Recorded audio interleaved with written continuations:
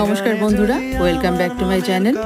আজ আমি বানাতে যাচ্ছি একদম গ্রাম্য স্বাদের দারুণ একটি রেসিপি, কাঁকরোলের পুর।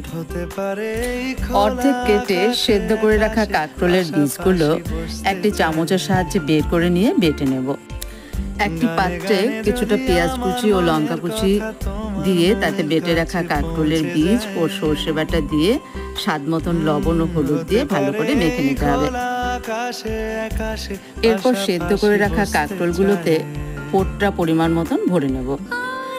এরপর অন্য একটি পাত্রে বেটে রাখা চালের গুঁড়ো নিয়ে নেব এবং তাতে একে একে লবণ, হলুদ ও সামান্য কালো জিরে দিয়ে একটি পেস্ট তৈরি করে নেব।